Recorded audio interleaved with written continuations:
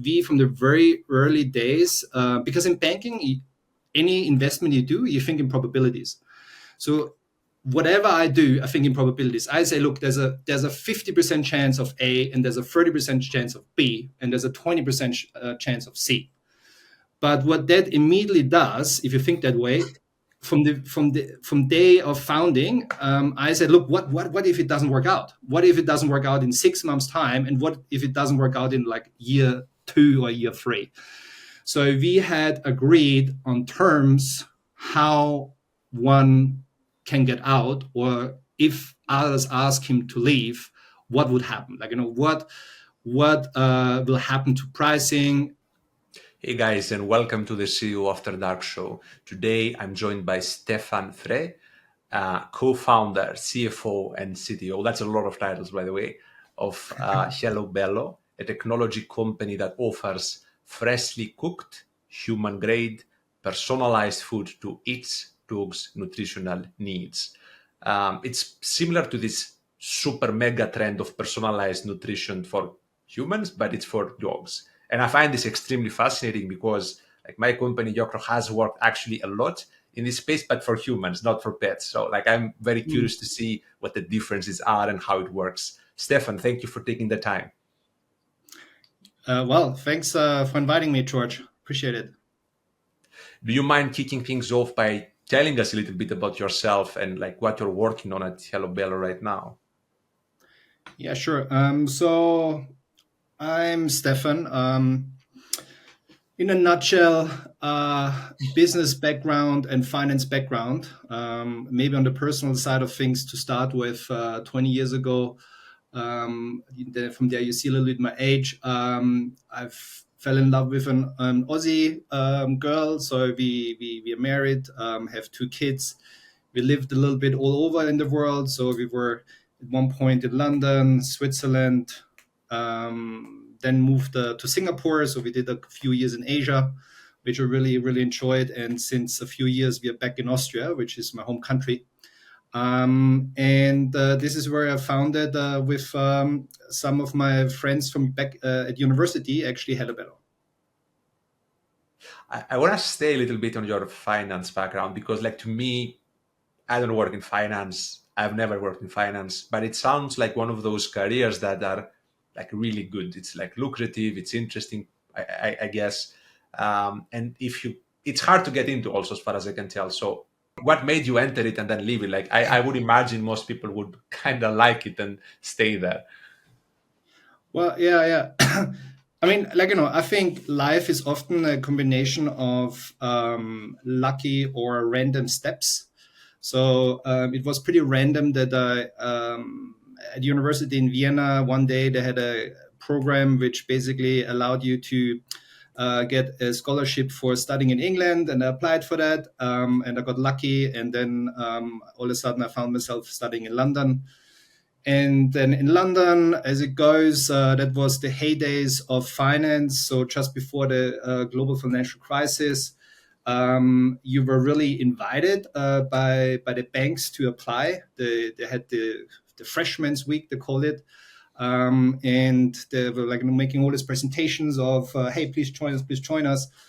And this is, I never really had any sort of desire to be in banking, but they were there and I was there. And actually, I wanted to start up in consulting.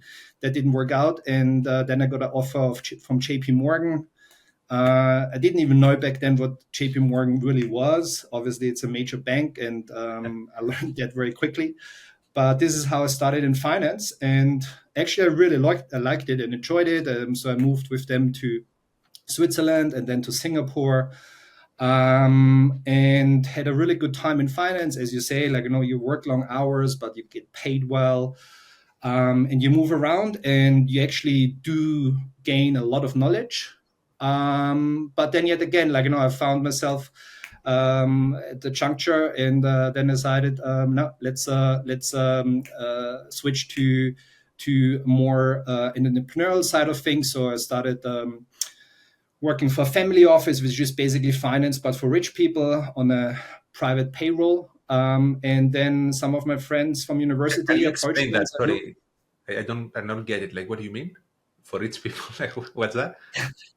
So family office is basically it's quite often that after maybe let's say 10 years in banking, especially bankers who cover clients, may be on the private banking side or on institutional banking side, they start working for their clients. In my instance, I started working for private individuals with which own companies and have the need that they have like a person of trust around.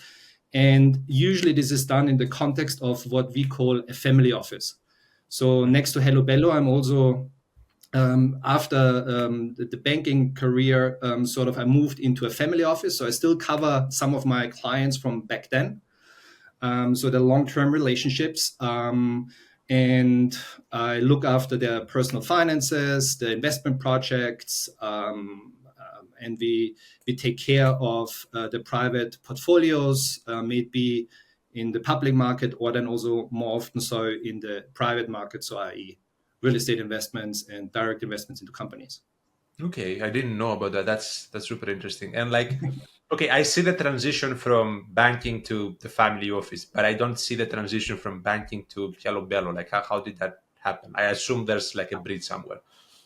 Yeah. And so I started working on essentially the family office side of things, which basically there you almost work on project basis because typically you start looking at certain investments. So, for example, like, a rich guy says, hey, I want to invest in a dog food company or in a real estate project or in another startup, in a fintech startup, what you name it. And then the next question is they say, hey, Stefan, can you do some number crunching? Can you look at the business cases? Can you interview the people? Sort of things. And this is how it started, almost like, so one investor or one client told me to look into a similar startup in the US. And then I found the concept really interesting. And I said, hey, we need that sort of business model in Europe. And as far as I'm aware of, it's not there. And it's a market research and it wasn't there. And then it started as a side project with some of my friends. And now it probably takes 80% of my daily workload. So I'm still working 20% on the family office side of things and 80% on the on for Hello Bello, and then like, as a co-founder, you never stop working really. So this is why I'm saying I can give you a percentage split between what I work, but the working hours are way more than normal working hours anyway. Okay, and do you mind just giving us a sense of the timeline? Like, when did you kind of launch Hello Bello? So we launched it. We incorporated the company in 2019, but we only really started in the market in 2021.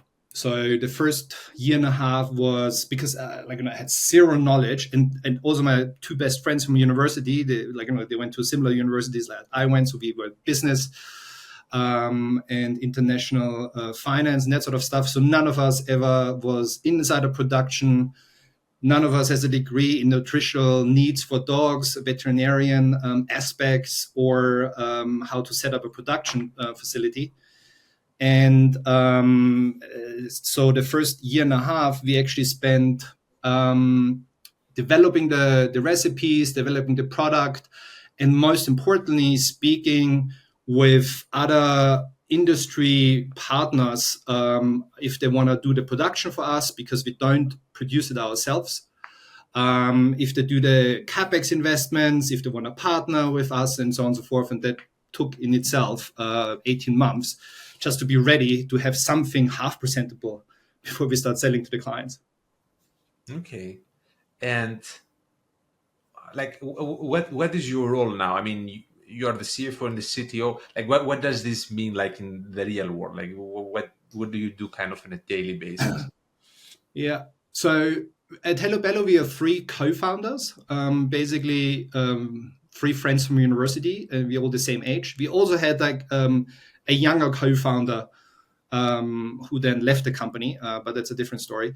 And I think the one thing which from the very beginning we decided to have clear responsibilities. So One person is all about production. He essentially is the guy in the production, responsible for the production. Then one guy is marketing and sales. And myself, I'm the CFO, and then more importantly, I think it's the CTO function, or whatever you want to call it.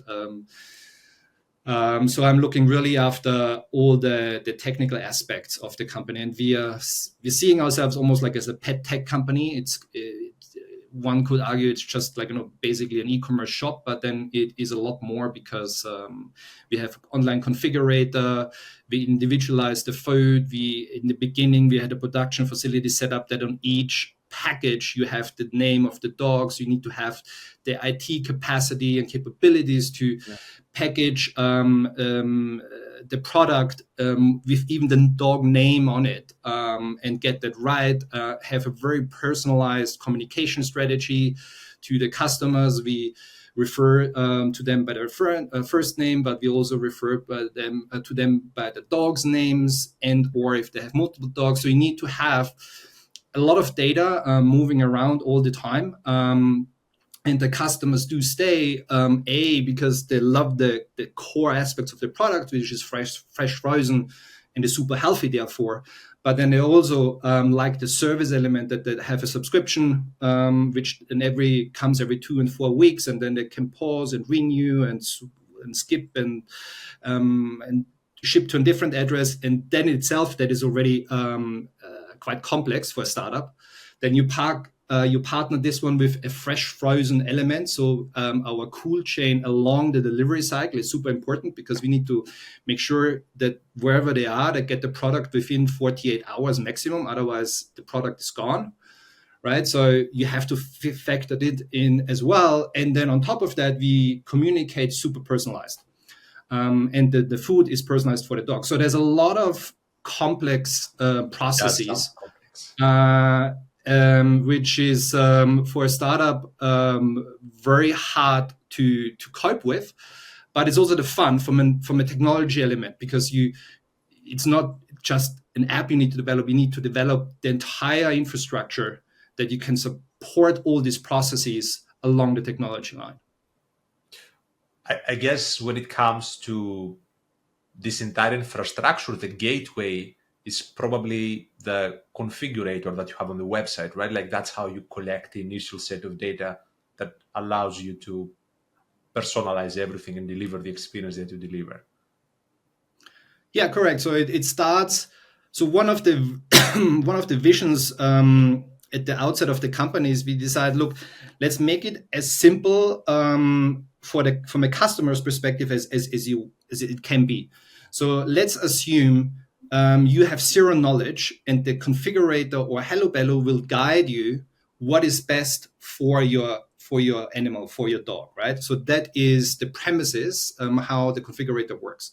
So of course it goes for then this questionnaire, and you type in the kilogram and how active the dog is, and the weight, and is it overweight or obese? Does he have any illnesses? Any things you are aware of he or she should not eat? Same thing almost as a child or as a parent, right? As a human being. So you might have preferences. Same thing. We ask, does your dog have preferences in terms of eating habits? Does your dog have nutritional requirements because he's old or very young, and this sorts of stuff?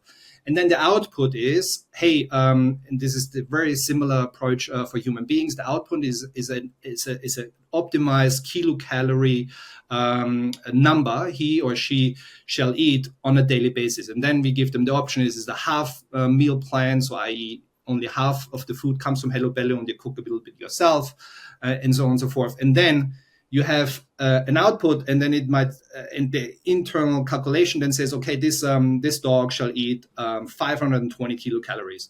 Then you have recipe choices and so on and so forth, and put the menu plan together for the dog. And this is essentially what you then find yourself in the box, and this is all frozen and shock frozen and delivered freshly cooked on a weekly basis. We cook it, and then within 3-4 days we ship it to the customers. The part that makes me trip a little bit is the offline part, because we have worked with companies like very similar to Noom, people will probably have heard of them. We've worked with Mm. competitors of them, and what they offer is digital. So you collect the information and then you receive a personalized product, but that product is actually digital. It's an app. How do you take this and like make it a physical product and actually deliver it and like make it be specific to the dog? Like I find this, it must be extremely complicated on the back end. Um, it's honestly quite admirable how you managed to do this. Like, did you have like a lot of funding? Maybe like how did you manage to do all of this? So actually, in the contrary. So I so it is a super complex. In the German-speaking region, there is no other competitor still on the market. I mean, there's now a very large and very successful competitor in the UK. They have done extremely well. They have crazy funding. They're called Butternut Box, and they have, I don't know, like something like $250 million in funding. Um, and and that gives you a feeling that, like, this is a capex intense complex business, because otherwise what do you need the 250 million funding for? um, but we managed, so we didn't have the luxury of an unlimited funding line. So we have raised 2 times so far, and in totality we have raised 4 million euros. So it's like nothing in comparison to our direct competitor. But we also decided that we shall not produce ourselves. So we don't have to set up the production facility. And in the very beginning, you asked me, when did you start the business? And I referred to, hey, it took us 18 months to just set up shop. And a large element of that was to convince another very established production partner who basically does meat products for the grocery stores. So they do the like, the burger patties and that sort of stuff. You would find yourself buying as you do a put on a barbecue on the weekend. So they produce that. And we were very unfortunate, because we got to know via a TV show the owner. It basically saw us on television, and the guy who owns this company says, "Hey, these guys they're doing something really cool in dog food, and I do human grade food, and they're so different to whatever I've heard so far. So get me these guys in front of me. I just want to hear the story." And this is how it started. So Wow. he sat down with him and explained, look, this is what we want to do. And then he said, wow, this is so bloody complex. I mean, how do you want to track this thing? How do you want to personalize it? How do you want to ship this thing? How many variances do you have for the customers? How do you want to make it work? And well, the co-founder's job is to basically tell a story and convince people, right? I mean, that's probably the most important thing. You need to convince your employees, your customers, your investors, your family, your wife, why you're doing all these things, your parents, why you quit the banking world.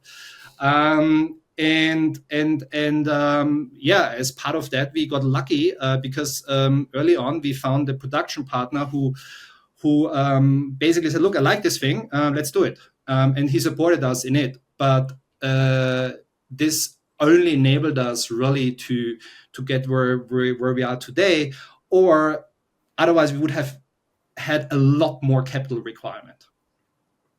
Yeah, I think if we wouldn't have had the production partner, we probably would have to raise 20 million just to get this thing done. I would assume so. That's why I asked, and I want to ask you because you have multiple co-founders, and you had even one more that left. Um, Mm. how did you decide to do this? Because like I can see the angle of, oh, we've known each other for a long time, well, like we work well together, etc. But I can also see the angle of, what if this doesn't work? Are we gonna fight and ruin our personal relationship? Like, how did you guys think about that? So the other co-founder who started up, and he was actually a founding co-founder, like really like from day one.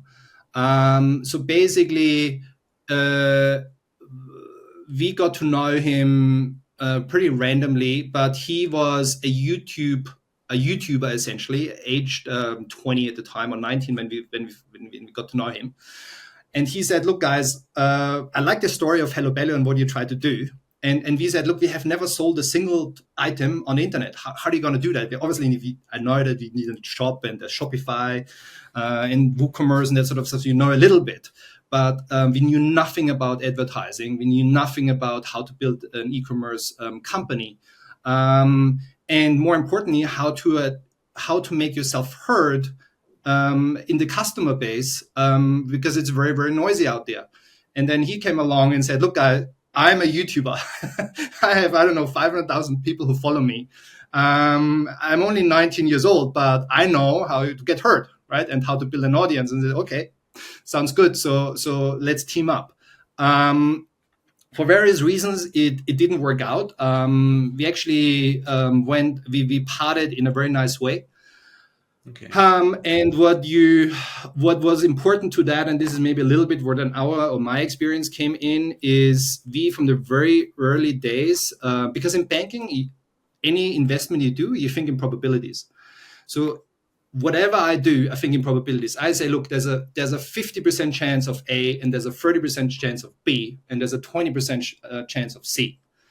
But what that immediately does, if you think that way, from day of founding, I said, look, what if it doesn't work out? What if it doesn't work out in 6 months' time? And what if it doesn't work out in like year 2 or year 3?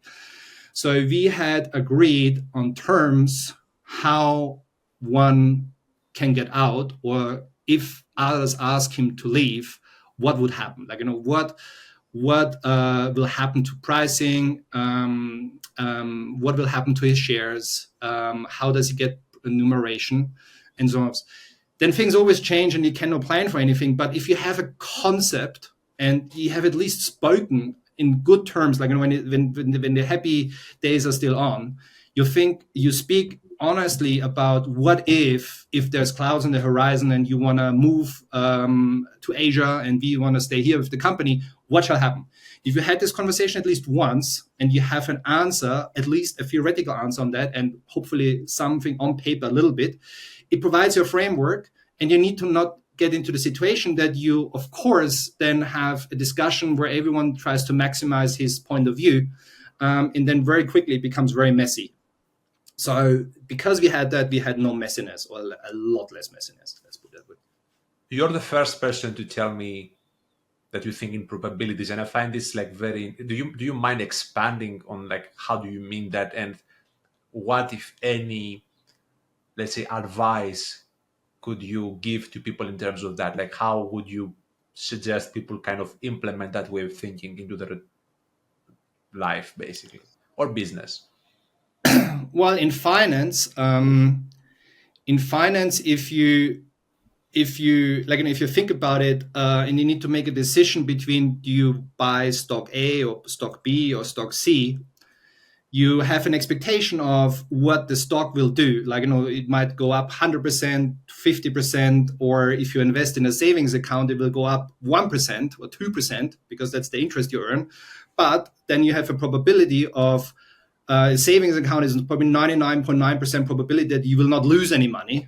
Versus if you invest in, I don't know, a super high octane startup, you might gain like 1,000% and you might lose it all, right? So if you then need to make a decision between, hey, should I buy stock A, stock B, or a savings account, you need to come up with probabilities. So you have assumptions. I have the assumption of to make X, and I think the likelihood of that happening is 10%, right? So this is how a finance person decides every day what to do in the public markets. It's purely a function of what I expect you to return and what probability do you think is likely that event to occur. And that concept I use for a lot of decisions in life. I say, look, we can do X, Y, Z, and what is the chances that will happen? And it's not so much about being right about the probabilities and that sort of stuff, but you think in options. Yeah. So whenever I do make decisions, I always think, okay, there's option 1, B, and C. And I try for myself to align them with how likely it is. you need both in business actually, because my co-founder Wolfie, he's the complete opposite. He is what I call an optimist, and he will always go with option A, which is the it will work out case, and he will not think about B, C, D, or whatever. He will put all his energy on plan A. Um, so, and I think this is very, very important for startup, because honestly, if you're the startup and you think immediately of failure from day one, then you think, oh well, statistically, there's such a high likelihood of failurehood that you will never start it, right? Yeah, I So get you it. need this optimism, that no matter what happens, it will turn out, which is him, and I'm the banker on the side, or like the technical or the analytical part of the company, and say, okay, but what other options do we have?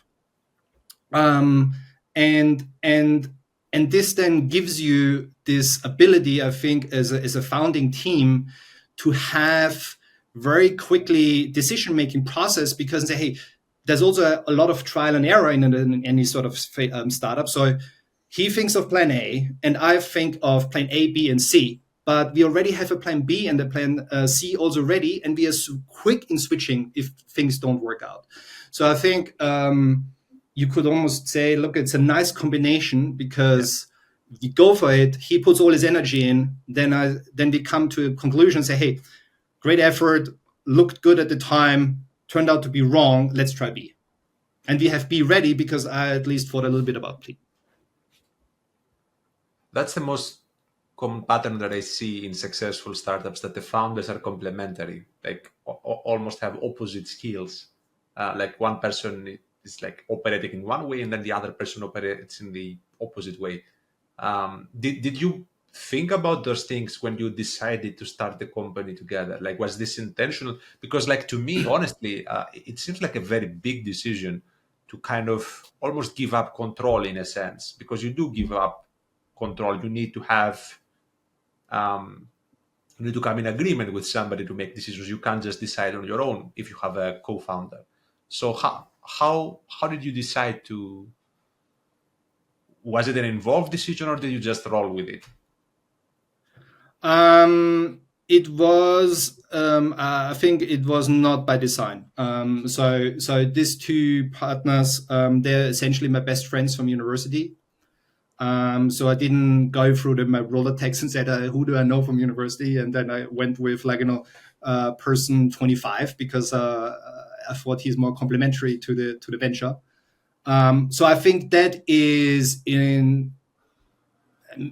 I think in most cases, I would argue this is not by design, because it's hard enough to find already a co-founding team, and then the most important part is it's can you work together even in tough times, and is it still Yeah. interesting after 6 months and after 2 years, and how often do you fight, and do you fight to an extent that you burn bridges, or do you try to work it out, and then in a week's time everything is fine again, right? So it's almost like a personal relationship you have on during life, if you fight things too often, too hard, you might destroy the relationship beyond repair. And I think the same goes for the co-founding team.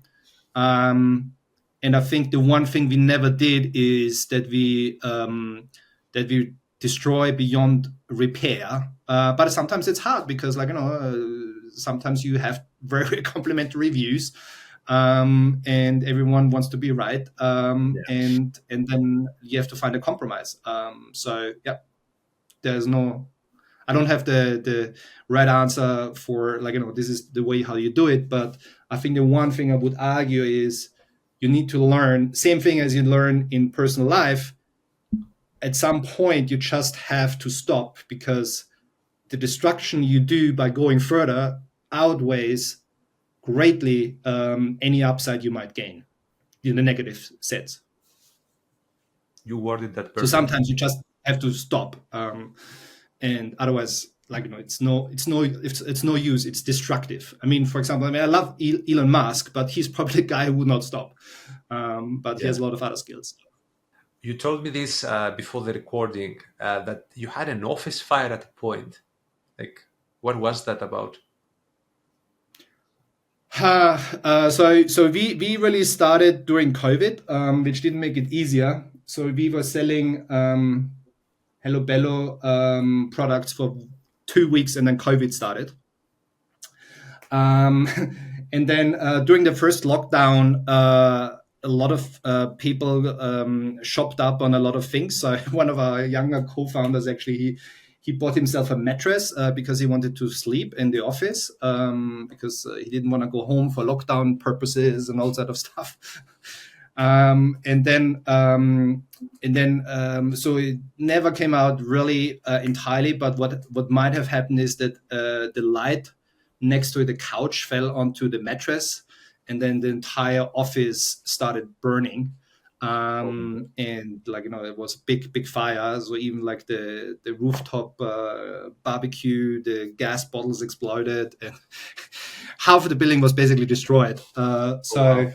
So not only did we have COVID and lockdowns, but then also our office essentially disappeared because it burned to the ground. Like nothing was saved, nothing, not a single paper or computer or anything. It was all gone. I'll forward this conversation to anybody that says that business is easy. Yeah. That sounds like a But very then the tough thing day. is, you'd be amazed as an e-commerce company because everything exists in the cloud, and like all processes are saved on some cloud or hard drive. I mean, it's essentially all in the cloud. It had zero impact to our business from a logistic perspective and that sort of stuff. But it had a massive impact on one of our co-founders' um, uh, motivation because he really liked the office. And then if the office burns down and then the next morning you come, then like your heart drops to into your Yeah, of trousers, as course. we say in Germany, because it like your life which you built a little bit is gone. And if you look at the fire, it looks so horrible. Like it is a shock. It really it goes like it really gives you the shivers, and you feel that something was taken away. And some people feel it more than others. And he was really down for a couple of months, and it really mentally affected him because he had used his office for the last 10 years or so. So essentially, 10 years of office work was all of a sudden like burned to the ground. I would probably be like that person. Like honestly, like I would be very upset by this. Yeah. What's next for Hello Bello? Like if you were to look at the horizon, like what's keeping you excited? Because you work a lot, right? So you have to be excited about something. Yeah. I mean, look, what excites me is this constant opportunity set, and what we really so I like technology. Obviously, we spoke a lot about it, but I also love the things which is happening in the AI space, and how like we have such a high level of automatization and process automatization. So there's a lot of bots doing a lot of things for us.